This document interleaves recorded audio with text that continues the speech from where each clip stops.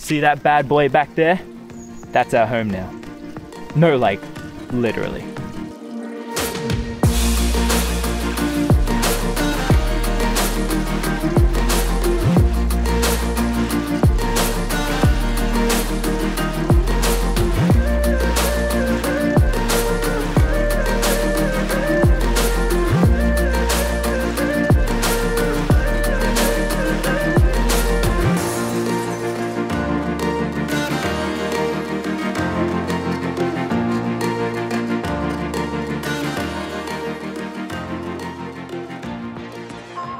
So after working our butts off for the past few months in order to only just pay rent, leaving no time for travel, we decided we needed a bit of a change. We wanted to see more of the country, and the best way to do that is a home on wheels. So we hired a campervan. No, not that one. The budget version, aka a normal car with a bed in the back. We'll be campervanning for 4 months full time, and we want to give you guys the details of how we're making it happen. Just to set your expectations nice and early, this is a budget trip. Meaning, if you're okay with being a little bit smelly and eating a lot of noodles, then stick around. Here she is, the old girl that's going to get us around Japan. We hired her from a company in Tokyo called Camgo Campervans. Like we said earlier, it's literally a bed slapped on top of the back seats of the car. But if budget is what you're looking for, we'd highly recommend Camgo Campervan. So let's break this down for you. The cost for hiring the car for 4 months was 1 million yen. Except it wasn't. A long-term renter's discount slashed 40%. Repeat customer discount slashed 10%. A 2020 discount, because we all know 2020 is a little messed up, 10% off. So this brought the total cost to 490,000 yen for the 4 months, or 4,400 yen per day. We told you this was going to be a budget trip. This price includes insurance, which we've unfortunately already found out is really important. But keep sticking around, more on that later. Let's talk daily costs.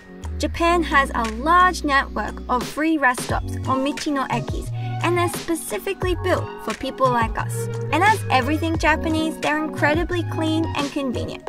There's things like bathrooms, vending machines, cheap food, and local produce to buy. But best of all, they're a free and safe place to pull over for the night, making this the #1 reason why car camping in Japan is so budget friendly. So next up is showers, and unless you took the deluxe option and rented a motorhome, you'll notice there's no shower in this bad boy.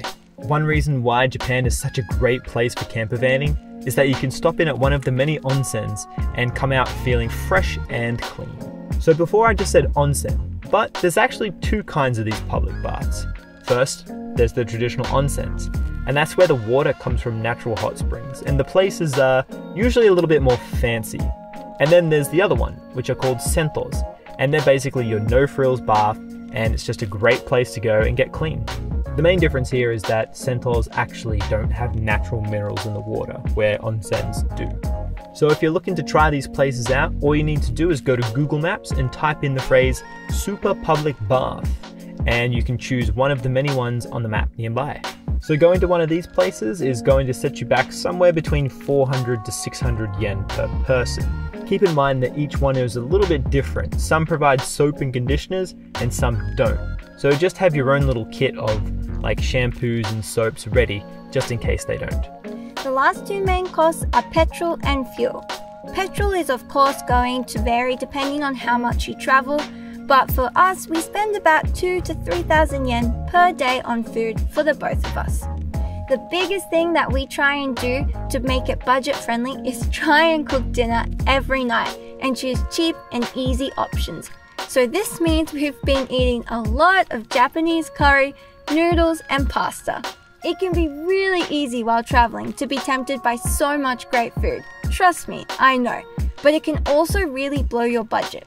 Obviously though, we are human, so sometimes we do splurge on convenient dinners or local specialities.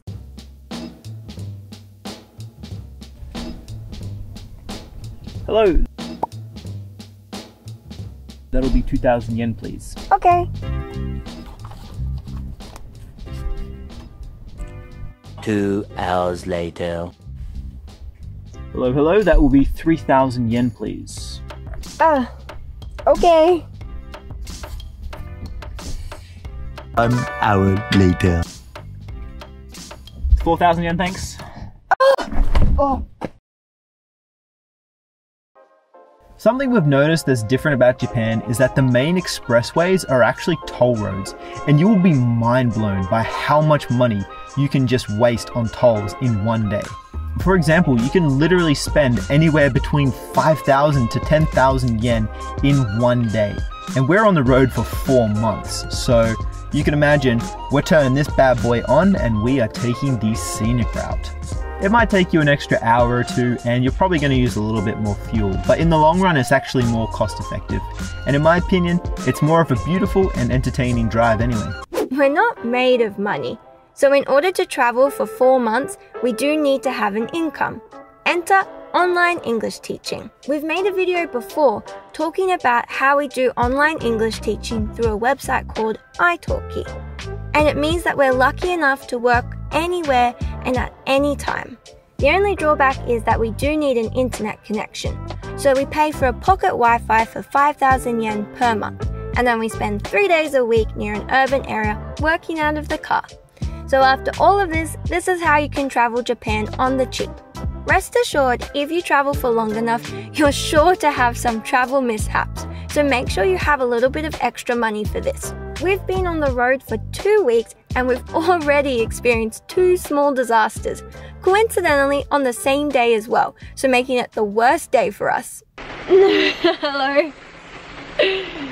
So, it's not even a week into the campervanning trip and the left door worked. Until today, until 30 minutes ago. Until this fateful rainy day. So this is also the first rainy day of our trip. And the door opened and then it wouldn't close again. We also tried to turn it on to just manual close.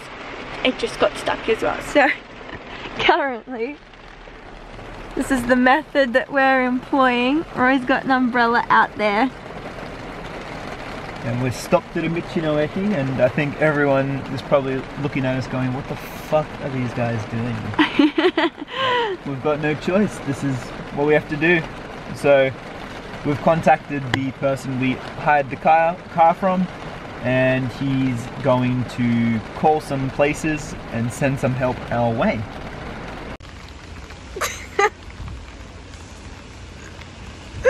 I can't not laugh. ちょっと大変ですね。めっちゃ大変。Do you want to tell them the update, boy? ドアが閉まらない。Nah, so yeah, we got an emergency person to come out and diagnose the problem. He came to the same conclusion as us. There's a bit of a wire which helps open and close the door, and it's jammed. So he's gone back to his mechanic shed. Oh, he's coming back right now actually. And he's getting a snipping tool and he's going to cut the wire and we should be good to go.